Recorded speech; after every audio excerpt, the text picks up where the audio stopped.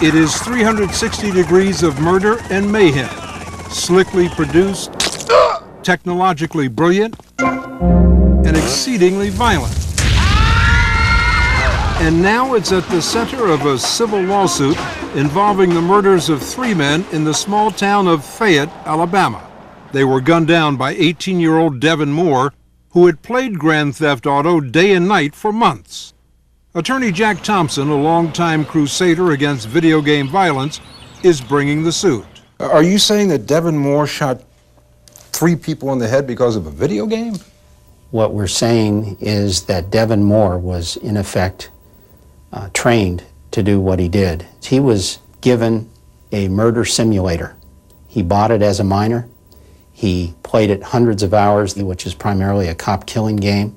It's our theory, which we think we can prove to a jury in Alabama, that but for the video game training, he would not have done what he did.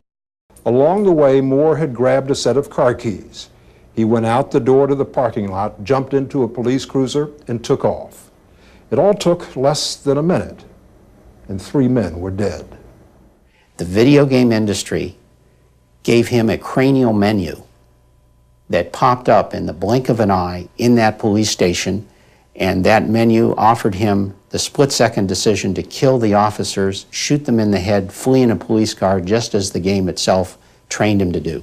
After his capture, Devin Moore is reported to have told police, quote, "Life is like a video game. Everybody's got to die sometime." Moore is awaiting trial in criminal court. A suit filed by the families of 2 of his victims claims that Moore acted out a scenario found in Grand Theft Auto.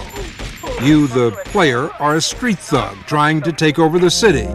In one scenario, you can enter a police precinct, steal a uniform, free a convict from jail, escape by shooting police, and flee in a squad car.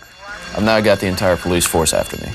You have to eliminate all resistance. Nicholas Hamner, a law student at the University of Alabama, demonstrated Grand Theft Auto for us. Like millions of gamers, the overwhelming majority, he says he plays it simply for fun. So you've already shot about 8 cops inside before you got out the door? Looked about like that. And now you're stealing a police car? David Walsh, a child psychologist who's co-authored a study connecting violent video games to physical aggression, says the link can be explained in part by pioneering brain research recently done at the National Institutes of Health, which shows that the teenage brain is not fully developed. Does repeated exposure to violent video games have more of an impact on a teenager than it does on an adult? It does, and that's largely because the teenage brain is different from the adult brain. The impulse control center of the brain, the part of the brain that enables us to think ahead, consider consequences, manage urges.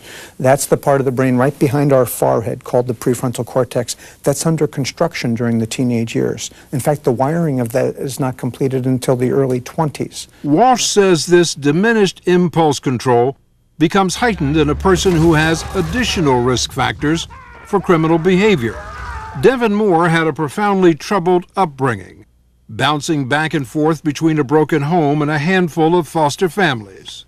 And so when a young man with a developing brain, already angry, spends hours and hours and hours rehearsing violent acts, and then he's put in a situation of emotional stress, there's a likelihood that he will literally go to that familiar pattern that's been wired repeatedly, perhaps thousands and thousands of times. But look, Dr. Walsh, you've got probably millions of kids out there playing violent games like Grand Theft Auto and other violent games who never hurt a fly. Right. So what does that do to your theory? Yeah. Well, not every kid that plays a violent video game is going to turn to violence, and that's because they don't have all of those other risk factors going on. It's a combination of risk factors which come together in a tragic outcome.